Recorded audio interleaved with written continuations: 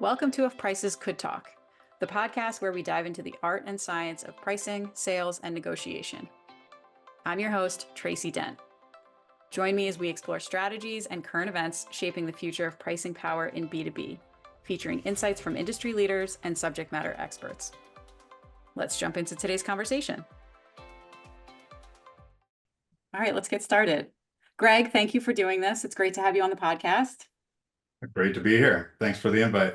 Absolutely. So we're going to try something a little bit different today.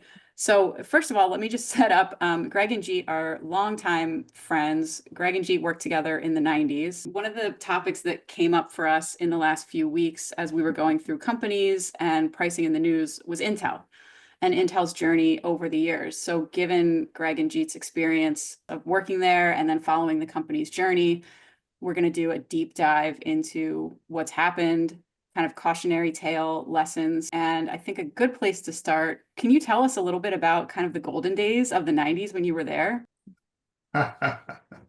Sure. Yeah. So I joined Intel in the early 90s. I think it was 93. One of the factories, it was Fab 6 here in Chandler, Arizona, and met Jeet there. He was already there as part of the engineering team. And this was a time when I think Intel was definitely on the rise. The Intel Inside campaign, I think, had just started right around then.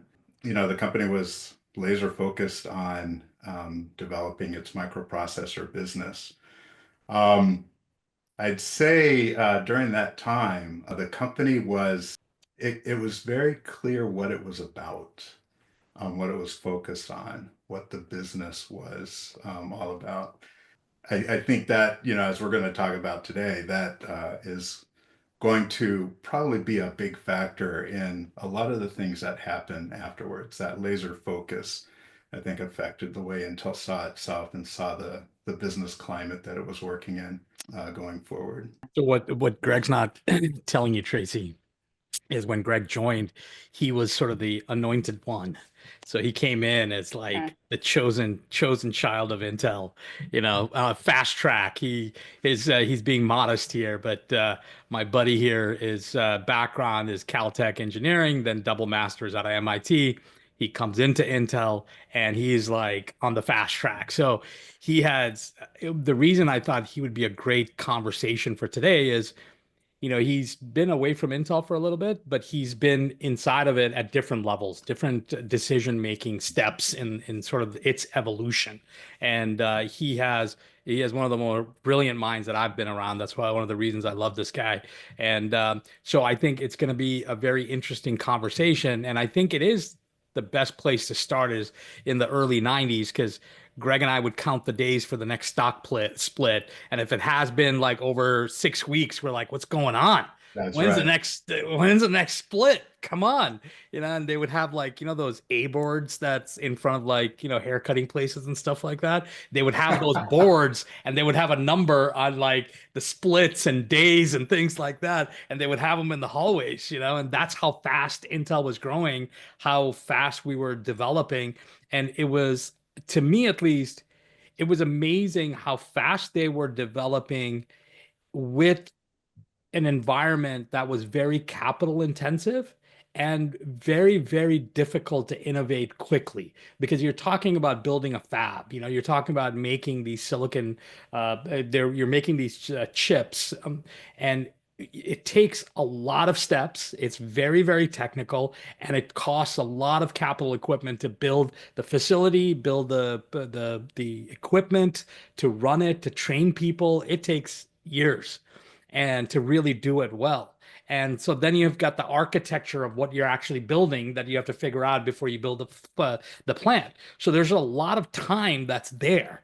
But Intel was doing it so quickly and so well in the 90s and going into part of the 2000s that it's a great place for us to start having the conversation because I think we were probably the best semiconductor company back then at that time and what we were doing and how quickly we were innovating and moving. Yeah, and I think the other thing is it takes a while to build up that kind of momentum. So Intel had technology development momentum behind it. Yeah. It had been focused on developing CPUs, developing microprocessors in general for a while, and had developed the manufacturing capability to support it because the capability didn't really exist anywhere. So they had to Yeah. develop it themselves. And so those two things were developed in tandem, both the architecture leveraging the manufacturing capability and the manufacturing capability enabling the architecture. And Intel had developed so much momentum over time that they were able to continue to develop their products and innovate at a fast clip. And so I think that's why, you know, in the 1990s going into the aughts, Intel was clearly a dominant player in the microprocessor or in the semiconductor market. And I think you had talked about in previous episodes, companies like AMD, right? Distant Yeah. second, right? Yeah. Now they had 486 architecture, Yeah. but when people talked about AMD versus Intel, it was AMD was, they were a wannabe distant, but Intel was really the real thing. And fast forward to today, as you discussed before, things have changed remarkably. So we'll talk about Yeah, yeah, why yeah. that We're was. we're itching to kind of move Kind of forward the as fault. quickly as Yeah. possible. But it's interesting, just on the AMD piece of it. AMD was so far behind us that, even if we talk about, the market alliances that Intel had. So we had the technology at that time. We also had that market alliances. So the Wintel, the Microsoft, but Tracy, I know you did some research on it. The Microsoft sort of partnership, everything was there to propel its growth. And AMD, the more partnership Intel had, the less it had. And you could tell because even bringing it back to pricing, even your prices in the market, your PCs that had Intel was selling at a higher price point than if it had AMD. So Mhm. AMD was kind of like the discounted version. So there's value and perception of value. There's perception of value that's there, right? So your price point is like, oh, this is a complicated piece of machinery, and Intel's got the best. Its price point is the highest, and AMD is like the discounted, like on the side kind of a thing if you couldn't afford it. And that was sort of that perception that was built, and it was gaining momentum more and more as Intel was doing better and better and developing these partnerships. So I went to grad school and graduated in grad school in 2000. And as I was graduating grad school, I remember I had an opportunity to work at AMD. So they brought me out to, I think, Austin for an interview.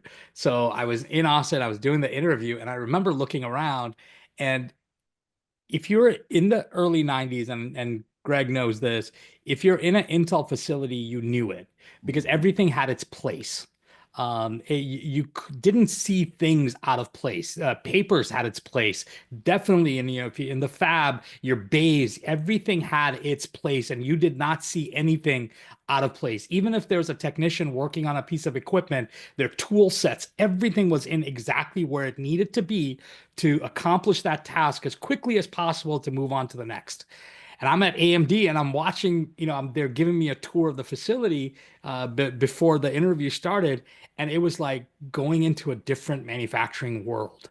I mean, everything was out of place. Like I was looking at it and I'm like, wow, this doesn't feel right. It doesn't feel like this is an actual sort of, contained fabrication plant. It just feels like it's just you can do whatever you want. It's a wild, wild west kind of a plant. So there was a huge difference that you could just feel. And now it's just hard for me that, we're sitting here having this conversation to talk about what happened, what happened in the last 10 years or 15 years. And my reference point from those days were so sort of drastic from where they are today that it's just a really interesting topic. Yeah, now I can't recall. Did AMD have a lot of captive manufacturing or did they outsource?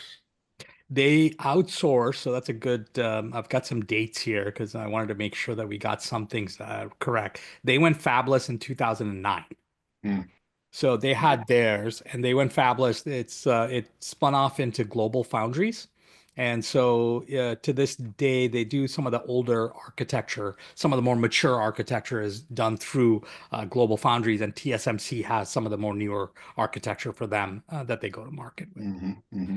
Why don't we walk through some of the numbers so people that are not familiar with kind of what the what the landscape is currently, can get Yeah. a sense of what we're unpacking. Yeah, yeah. So one of the reasons that Intel kind of came up as a topic for us is, obviously there's a lot of focus on semiconductors given some of the supply chain shortages that going into COVID that happened. And then with Nvidia and AI and the boom, there's a lot of focus on semiconductors. So what I did was I looked at iShares semiconductor ETF for the last 5 years and their overall, so to represent the market, to give a directional understanding of the market, their growth rate in stock over the last 5 years was plus 155%.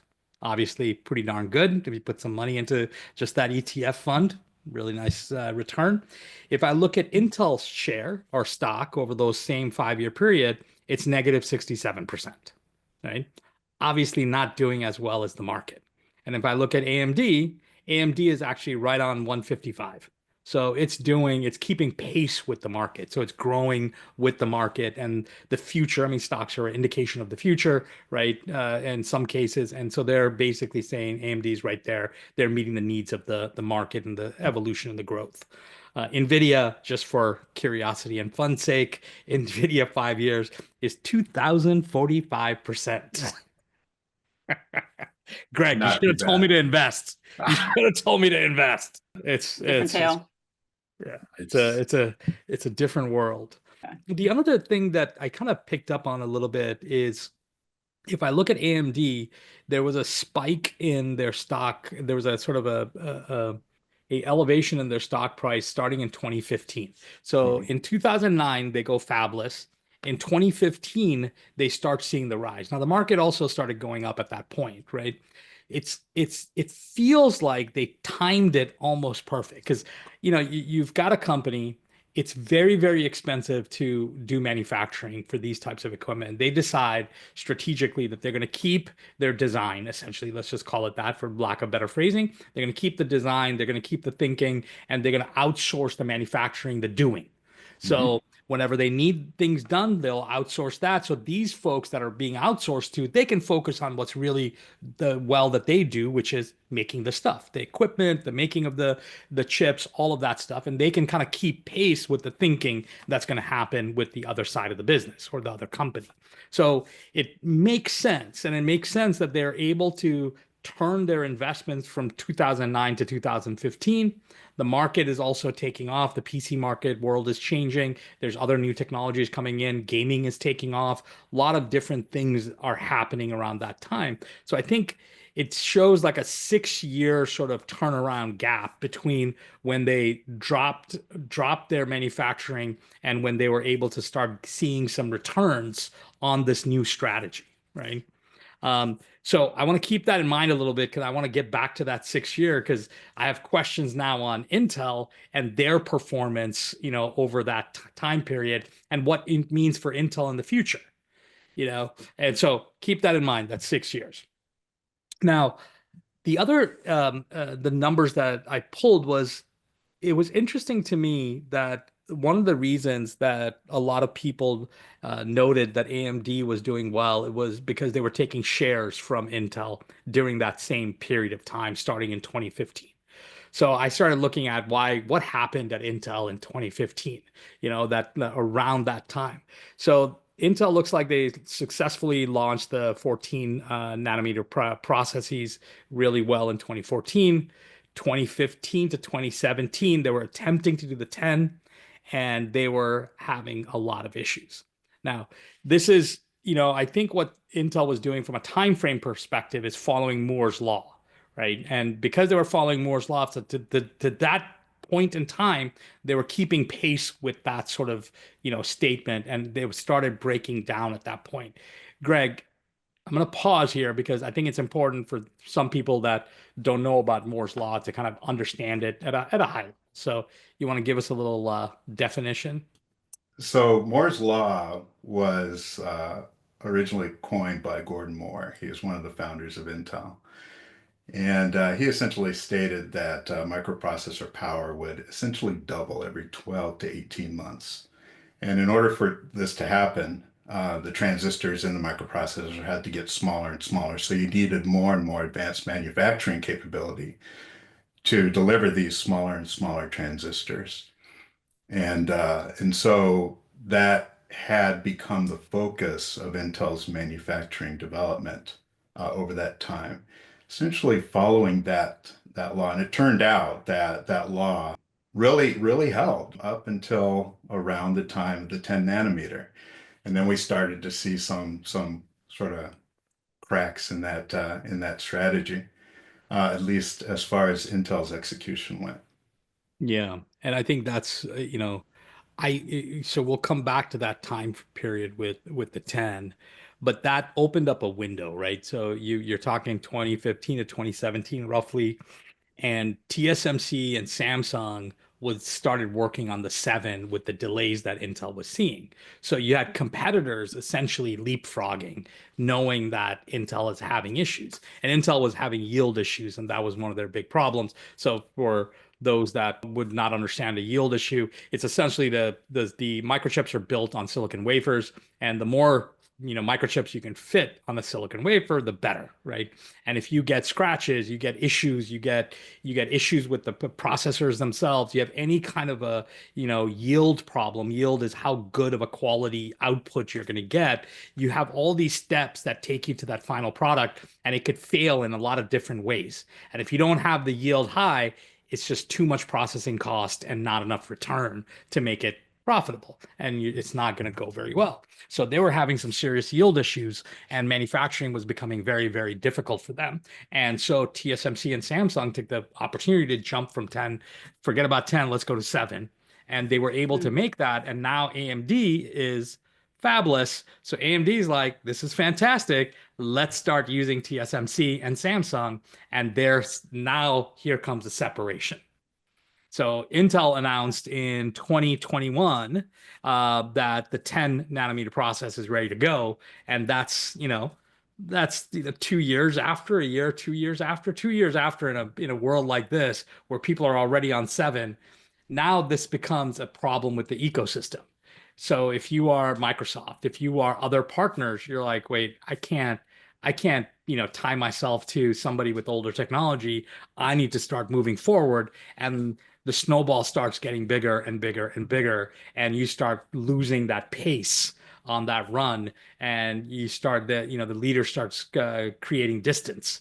And I think right around that time, that's what happened. And then Nvidia enters the picture, and all bets are off, and everybody's off to the races. And Intel is still debating on fabless. Yeah, going back, at the beginning, we are talking about how focused Intel was in the early 90s and going into the 2000s. And I think, at that time, it made a lot of sense because there wasn't a lot of advanced manufacturing capability out there. Mm, So mm, Intel had to develop it if it wanted to keep going on this curve. And why do they want to keep going on this curve? Well, as you shrink the transistors, you can fit, as you said, more microprocessors on a wafer. The processing cost for a wafer, let's assume it's relatively constant. So if you can put more on there, the cost per microprocessor goes down. That's benefit number one. The other benefit is the microprocessors themselves are faster. So they're faster and they're cheaper. And so that allows you to, continue to stay ahead of your competitors and build your market. So there wasn't a lot of manufacturing capability out there. So Intel had to be on the leading edge, working with partners to develop that capability and put it into its own fabs so it can build its products. It seems that as time went by, the capability, in a sense, diffused out to the market. And, it may be that a company like AMD saw this and was able to take advantage of it and went fabless at the right time when the capability existed out there. And they've been able to ride that going forward. So by the time the 7 nanometer was out there, AMD was able to take advantage of it. They don't have any captive fabs. They were basically leveraging an evolution of the industry where developing your own manufacturing capability is no longer necessary. There was enough momentum among the equipment manufacturers that they were now at the leading edge moving forward. And companies focus on design and architecture like AMD, like Nvidia, can take advantage of that and still be at the leading edge of performance. So let me ask you a question then. So what enabled AMD to see that future versus Intel not being able to see that future? And the reason it's obviously a loaded question, but the reason I'm asking the question is because was Intel too arrogant to see what was happening outside their four walls? I'm kind of trying to get to that piece. Did they not see it because they saw themselves as untouchable? Or because I think, and I don't want to pick on Intel too much here because I think I see that with a lot of our clients in a lot of different places where when you're number one, you've got a lot of pricing power, you've got a lot of product power, you got brand power, you're up there. Sometimes you get a little blind and you don't see what's coming up pretty fast right behind you and they're about to take you because you have this sort of, and arrogance sounds so negative, but it's probably the right use of the word is you're a little drunk off of your power. You're a little arrogant at this point, and you don't see these ankle biters that have come up and they've become a strong competitor and they're about to overtake you. Where do you think, in that sort of question, in that loaded question, in your opinion, where did you think that Intel fell? Um, from my observation, there was maybe a bit of that, but there was something else. The world that Intel matured into, if you will, was a world that required a company to develop its manufacturing capability, to have its arms around its manufacturing capability. And, other companies that weren't doing that just weren't competing at that leading edge of the industry. And so, in a sense, it was kind of assumed that if you were a real player, you had your manufacturing capability and you were developing it. So Hmm. it was almost as if that's the world that they knew and almost couldn't imagine another world Yeah. that allowed you to compete at that level of performance. There was an assumption that in order to be number one, you had to do what Intel was doing. Why think that? Because it was working. There was no motivation or incentive to imagine an alternative. And I think this is probably a something that happens to a lot of companies that were once top of the world. What got them there is not necessarily what keeps them there. But Intel, I mean, they were the way we're talking about some companies now, like Nvidia and others. Intel was there. Intel was always in the news. Everybody was being compared to Intel on any given metric, quality of work life, profitability, you name it. Companies were being compared to Intel. And so it was easy for, I think, the company, for the leadership to see that they had sort of cracked the code. They figured out how to be a leader in this industry. And it was very easy to not see what was happening elsewhere and miss it. And you can also conversely take a look at a company like AMD that is fighting, trying to get to gain on a company like Intel, looking at every alternative, and ultimately finding one or finding several ways to compete, and picking up on something that Intel missed. And so again, fast forward to today, and the tables have turned. Intel having its own captive manufacturing and being very protective of it, Yeah. kind of forced the AMDs of the world and Nvidias of the world or whatever to find that capability somewhere else. Yeah. And of course, it it opened an opportunity for TSMC and others. So if Intel had way back when offered its manufacturing capability to some of these customers, how would things have evolved? How Yeah. might they have evolved? Um, would they have these competitors? kind of eating their lunch now. If Intel lets people in on that architecture, in some ways it would be bad because there would be less innovation because Intel would be leading the way and you wouldn't have people thinking about leapfrogging. Yes. Mhm. You would think about people like, hey, I'm gonna do this, and guys, I'm gonna bring you up with me. Hmm. I'm gonna go over here. I'll bring you up with me. So no one, and people are like, we're all making money. Let's go. Mm. It's like it's all good. We're all rich. It's great. And so Yes. I don't know if that innovation to leapfrog would be there unless it's like a brand new to market competitor that's like, I don't want to play by these rules you know and Mm. I could see that being kind of the bad part about it, but then there's the good part, which is everybody's making money, and is R&D now having a lot of cash to be able to go, let's make some bets, let's see where we go. Mm-hmm. And I could see the innovation coming from there. So, G, you had asked before about, do they have, with respect to Intel, you're asking, do they have the The culture and the people. culture? So, our behavior is often, if not always, driven by our environment, I believe, right? So, things we experience, have experienced, things that we see around us kind of shape our worldview, and that shapes our behavior.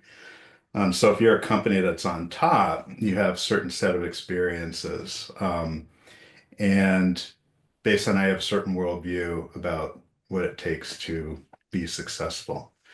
And if you're a ankle biter, you have a different set of experiences, and that shapes your worldview about what it takes to survive.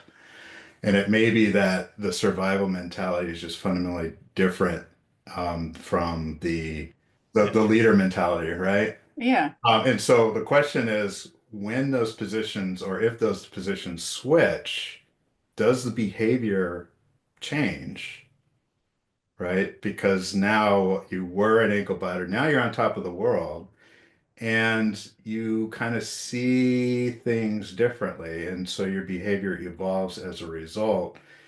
And that could explain why we see this cycle over and over again of the Hyundais coming along at the bottom and now they're on top. Honda was like that in Yep. Mm. 1950s. They were just doing, little tiny vehicles, and they weren't on anyone's radar screen.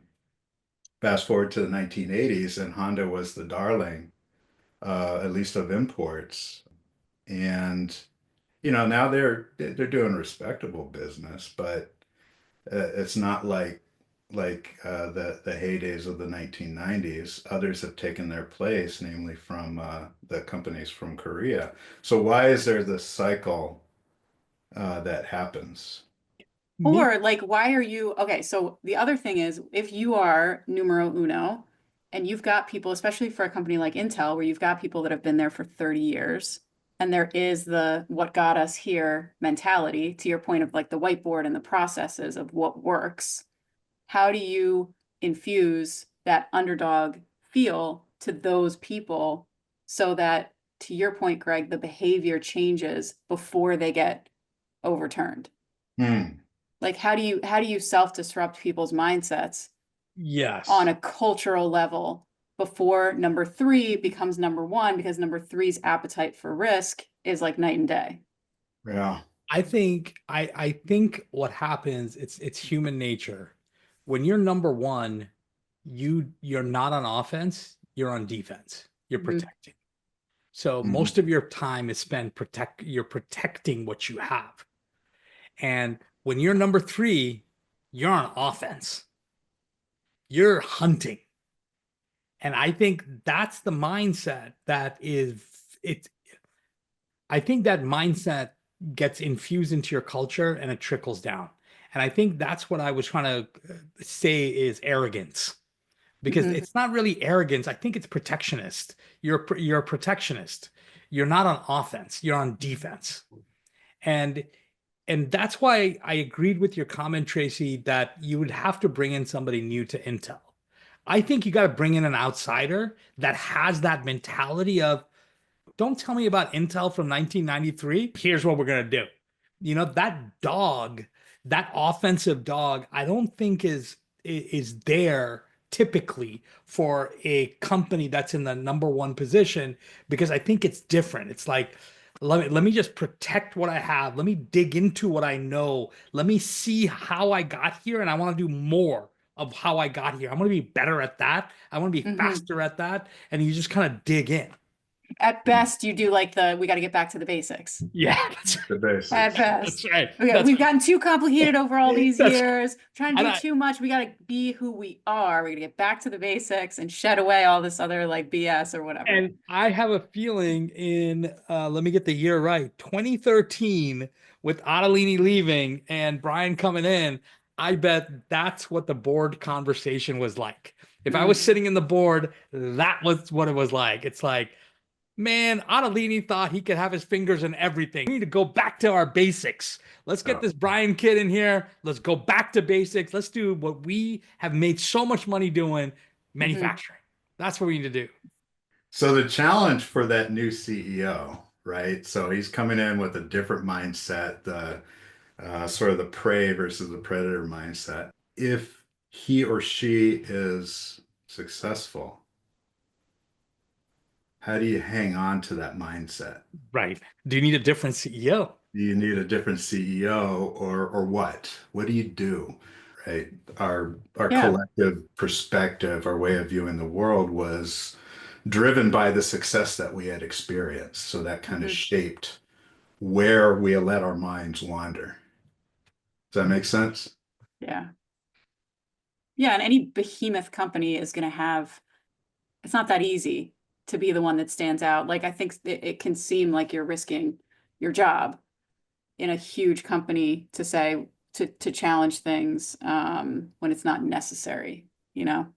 Yeah, that's right. If you're coming up with a novel idea to advance what has been like what's collectively accepted as the direction we're headed, Hmm. you can get rewarded. But if you're advocating something that's seen as very different, it's hard to kind of differentiate that from something that's threatening to the core business.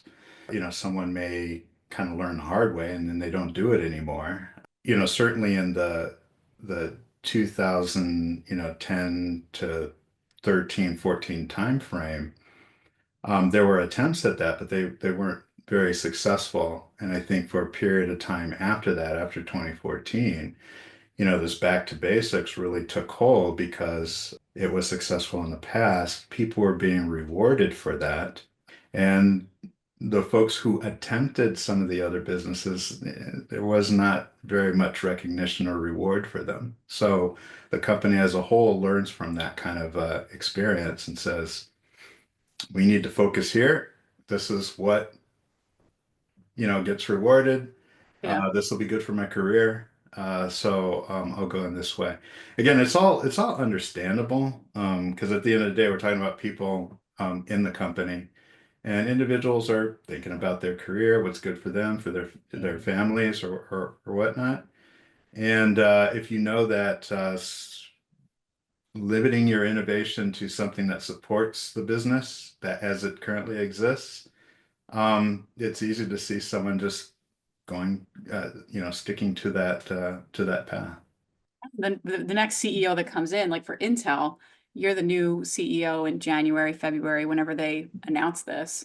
How how do you calibrate what tone you're setting for the entire company for appetite for risk, expectation for innovation, or the environment that you're setting for like how free people are to do X, Y, and Z? Because Huh, that's a great question because I know what you wouldn't want to do. You wouldn't want to say, anything goes. Anything you want to do, we'll look at it, right? So, the CEO has to there has to be some focus. Mhm. But at the same time, you want to foster the innovation. And it's not obvious right now for Intel what that is. So they still need to bring ideas forth. Yeah. You have to, but you Separate. have to divorce yourself from the Yes. past. Otherwise, you can't do it. You Unless can't. unless you can find a bridge. Yeah. That's the only thing. So the new CEO, if I was coming in as the new CEO, one tactic could be, hey, we lost our way from an innovation perspective. Intel got its roots in innovation. We're going to go back to our roots in innovation. And we're going to be known as the most innovative company in the world. And that's the goal, right? So there's a bridge where you're Hmm. not Yeah. separating yourself, nothing, no talk about fabulous, strategy, nothing. You focus on that one thing, and you're not wrong, by the way. That's not a wrong thing to say. Hmm. Like innovation. And what do I mean by innovation? This is what I mean. And you put your program out there. Yes. New And I think stuff. that last part is key, Yeah, defining what you mean by that's innovation, right. because That, without that, people will fill it with their own definition, that's and it will be correct. tempting to That's correct. fill it with the definition of what Intel used to be. That's right. Hmm. And therefore you use that one word to have that bridge, and then you put your paradigm in there for them to work within. And Yeah. that's your path going forward. Here's what it will look like for Yeah, that's us. right. That's right. Right. So no one can, and even the market, right? Because you're testing this out for the market also. The street's evaluating you, and it's if I'm the new CEO, it's evaluating me on my ability to create value for the market in the future. So it's hearing me. So it needs to understand that I'm not breaking off ties. I'm continuing something. It also needs to know how and where I'm putting my fingerprints and what that means for future revenue prediction, right? And so I have to be able to say all that and not delineate myself from the past too much. So you got to just kind of bring everybody in together. I have a feeling it'll be something like that. I mean, even with all the layoffs, you still probably have so many employees that are Oh, still loyal. yeah. Intel is who they are, as so Yeah. many, like, it makes sense that you would still, you've got to speak to so many different, not only shareholders, but also employees to kind of, we're not throwing out what got us That's right. here, but The bathwater thing. yeah, It's interesting you say it that way, Tracy, because you're right. It's also the community. Like in all honesty, in Phoenix, they were the largest employer for the longest time when we were growing up here, basically, Greg and I. hmm, It was the largest employer. So there's a community aspect to this whole thing as well. So the new CEO is not just about, the company and the strategy, of course, that's like paramount for the market. But there's a community aspect, that's well regarded here. Albuquerque, like I said in the past, San Jose for sure, where the head office is. And Oregon, they've got some hot centers that is embedded in the community. And whoever comes in needs to kind of understand that, realize that, and be able to navigate through all that. It's going to be tricky. You're right, Tracy. A lot of the folks who are still there, many of them decided to stay because they believe in the future of the company. And yeah. so that's powerful. That's a powerful asset that the company can tap into. And then, Jeet, as you said, they're all tied into the community. So, collectively, we are all invested in what the leadership is able to put in place in terms of the vision for the company going forward. You have a lot of hearts to win back, but I also bet that for people that have been so loyal for so long, they have a lot to give because they care so much, It's like Intel has probably been a big part of their family and their lives, and they know and care about all the other people that are still there and the people that Yes. have left. But Yeah. that whole layer of a company like Intel and number one, number two, number three, and the dynamics of like kind of market position Hmm. is another really interesting thing to keep doing in these episodes. Here's Yeah. what they might be thinking, here's what they might be thinking, here's what it's all the people in the company and what they're dealing with. If you're the CEO, what's this like? There's all the dynamics that lead to something like this that are hard to see too, Boy. from the outside or from the inside. Because you had said this early on, Jeet, and now I can't remember how you said it, but like almost like kind of the red flags that it was Yeah. time to Hmm. self assess or self Yeah. like kind of Yeah. work on the differentiation Yeah. because something was about to happen. Yeah. okay, we're in a world today where information is changing and moving at such a fast rate. You have technology innovation that's happening faster than any other generation ever. You know, you've got all these dynamics happening. If I have a competitor that's 15 years behind me, I'm worried Yeah. because those 15 years can be literally like a week with AI. Mm, And so I'm just surprised that some of these companies aren't more, you know, worried about these situations. Well, mhm. it goes back to I can't remember. I think Tracy, you were talking about this, where if you're a predator, you're used to being at the top, you would take that information one way. If you're prey, you're at the bottom, you'd take it another way. So if you're, Yeah. number three or number 10 or whatever, and someone says, "Hey, Joe's product is pretty good," you'd be like, "Oh, Joe's a threat. I need to understand that more, da da da, da, because I'm in danger." Yeah. But Yeah. if you're, the number one, you'd say, well, first of all, your ego may come into play to your Yeah. point about arrogance, right? And Yeah. so you would tend to want to dismiss it. You don't feel threatened, except for your ego. Like, what Yeah. do you mean? We got the Yeah. best. You're saying this one's the Yeah. best? Come on, that's not the best. Um, there may be some of that, and if so, it's understandable. I think human behavior would tend to be like that. I think it ties very easily to pricing power, and Yeah. it ties into sort of people falling asleep at the wheel at the number one position. And we've written about it, right? You know, we used an old analogy of Zenith and AT&T, Hmm. you know, how they were leading the market in a lot of different ways, including innovation. And, you know, they didn't do as well on execution. They kind of fell asleep, you know, being these gigantic companies, and other people came in and took over. You know, Hmm. AT&T was able to pivot in a lot of ways, which was good. Zenith obviously wasn't able to do it. There's a lot of stories that this is sort of on repeat, which makes me believe, similar to you, that this is almost like a humanistic trait rather than a company trait, you know, Hmm. or a tangible trait. It's more innate in us, and I think it Yeah. has something to do with the hunter versus the hunted Yeah. Mm, mindset between the two. It is to give Intel some credit here. Also, I think you hit the nail on the head a little bit, Greg, and I know you know this too, but I remember one of our biggest advantages back then was how quickly we can build and get live production out of a plant. And you know, we as a company had it down to a science. Like we knew exactly what to order, when to order it, how to put it in, how to test it, how to get it going. I mean, it was there. And they had this board. It's called a PCCB board. It's a Hmm. process change control board.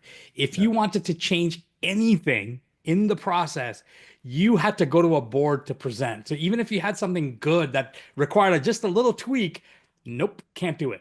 Can't touch it, can't do it. You have to go to the board. You got to present your case. They have an integrated team to know about effects on other departments and things. So they had a process that was very well formulated to be so much better than its competitors. So AMD would announce a new fab and they're like, oh, it's not up operational. It's been 2 years. It's been 2.5 years.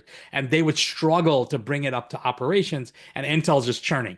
It's just going. Hmm. You know, it's like one fab after the other. Chandler, Oregon, San Jose, whatever it is, it's just moving. And so Albuquerque, I forgot about that during our time. But it is, I can see how they would understand that and lean into it because they would consider that to be their differentiation.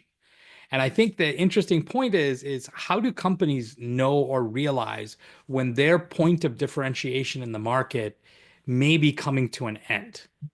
It's still there now, but it may be coming into the end where we now have to start talking about the next curve. So you've done a great job in riding this curve and this momentum. There's another curve that's coming up.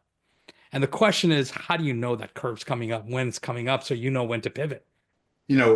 We've been kind of talking about Intel like a monolith. It was anything but. There was a lot of discussion internally about what we should be doing going forward.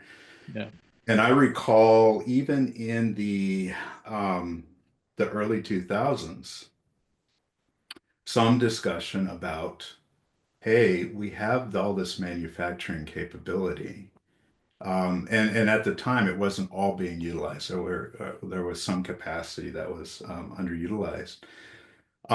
Should we consider contract manufacturing, right? Let's make use of that. And that may enable us to do other things. So the idea of being a foundry for others was being discussed. But, at the same time, that wasn't what Intel was about. Intel used its manufacturing for Intel's products, period, full stop. So yes, if I was CEO, would I have done something differently? Hard to say. Were ideas like that? Is there a process in place for ideas like that to be captured and considered Right. by the leadership, Correct. the board? So how do you structure your company to capture those kinds of discussions Right. so they aren't missed? Intel, like in the 90s, early 2000s, it was crystal clear what Intel was all about. And it was Mhm. hitting on all cylinders. Every aspect was related to that clear vision of what the company was about. It seems like it would be difficult to seriously entertain significant changes to that, especially if it doesn't feel necessary. But then when it feels necessary, it may be too late. Ideally, you'd have a way of maintaining clarity of purpose for your company, Right. but that purpose is to sort of change the company, like have that as an element of your focus. Does that make Yeah, sense? your mission. It's kind of like, hey, I'm making $1 billion, but guess what, guys? We're gonna do something different next year, even though we're making $1 billion. Yeah. It's like, who the Right. heck? Dealing with the pressure from, employees are concerned about their future, investors are concerned about their Investors. investment. Because again, that clarity of purpose, I remember what it felt like being at Intel in those early days. It was astonishing. And, they were the model that was held up because I think partly because of that clarity, that intense focus in every aspect of its business, right? You wanted to turn on a light switch, you needed to, sort of write it up. And it's not like you couldn't do anything, but there was a way to do it so that you don't damage the business, That's right. That's right? right. So, where where do they go from here? I believe there's a lot of discussion now about Splitting. potentially And they're gonna go breaking like, up the yeah. business. They have a video products. They have some Mhm. graphics cards out. Mhm. And apparently they're pretty good. I was just reading about one that's a consumer grade one that competes very well with an Nvidia product. So it's not like they're foreign to graphics architecture, which is now the darling of AI. AI. So, something interesting to explore down the road would be, for lack of a better term, this element of luck. So Nvidia was developing graphics processors that turned out to be an ideal solution for this other problem called AI. What did they do to take advantage of that lucky situation?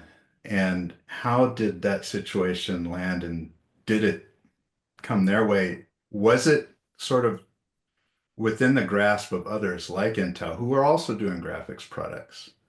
So, what did Nvidia do that Intel didn't, Did not. assuming they both had the same kind of basic architecture that could be applied to this new AI model Yeah. or AI problem? That Yeah. makes sense? Yeah, yeah. I had two thoughts that, when we talk about, where they should go.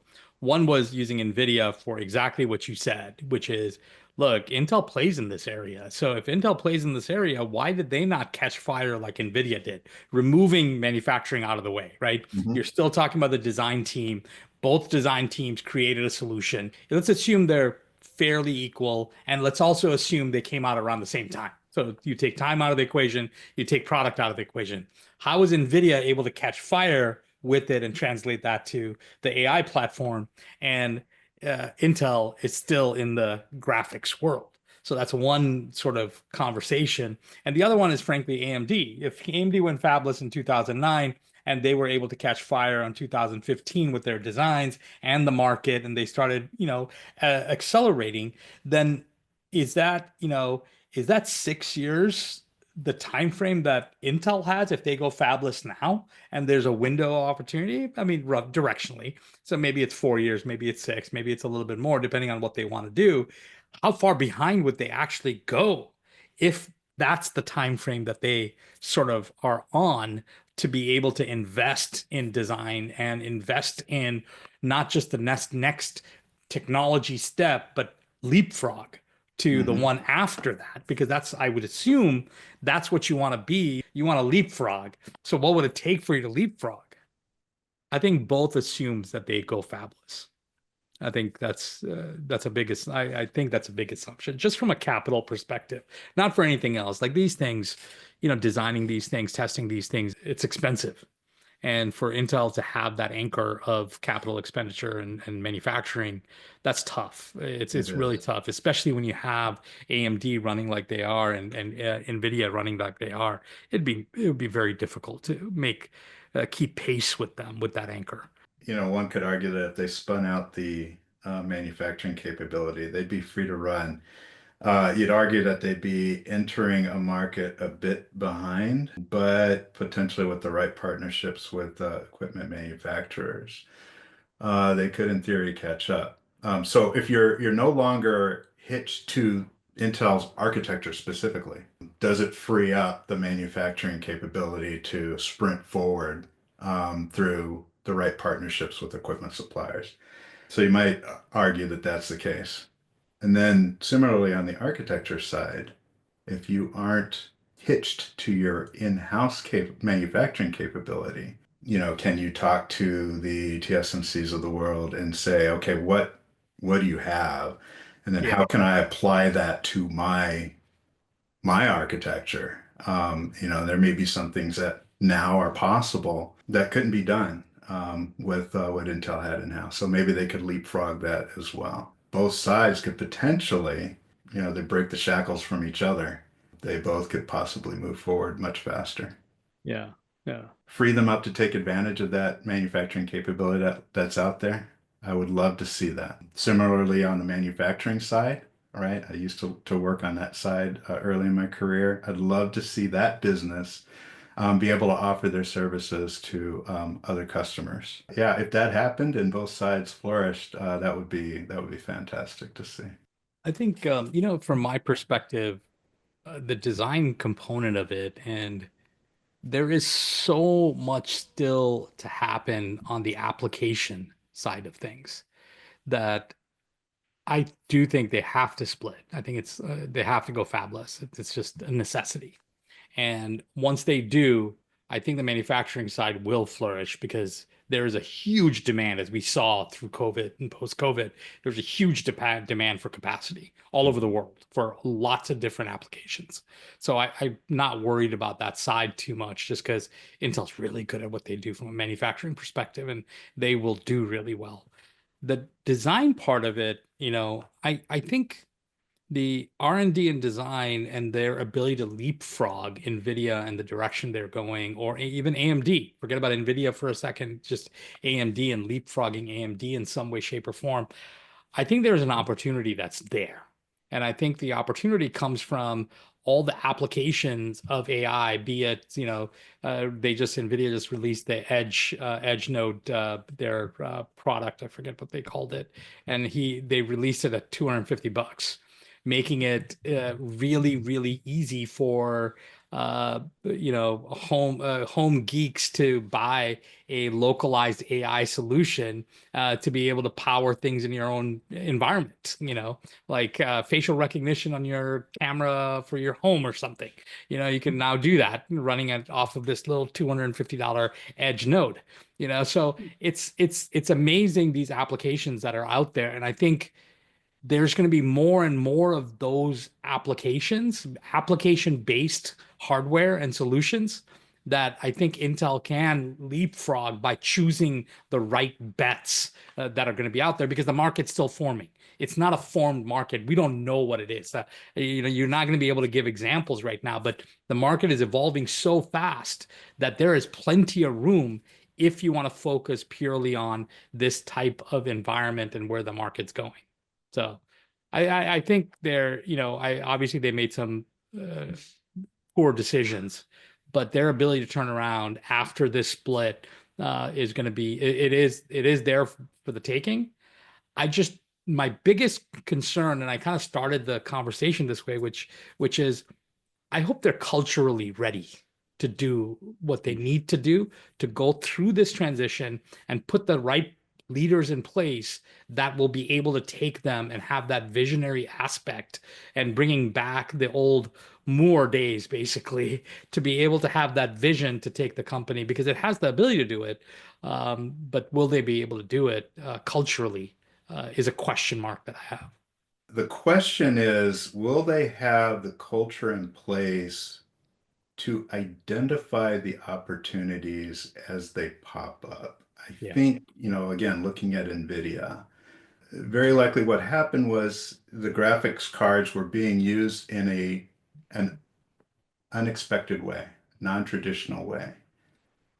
And that was recognized and a business grew around it.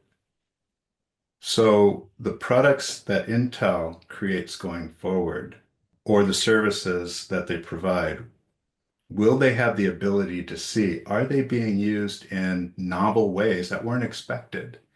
What does that mean for business opportunity? So Yeah. being able to spot that and then run with it. That's what Intel will need, I think, long term. Yeah. It is interesting. It reminds me of the conversations of open source versus closed, Mm.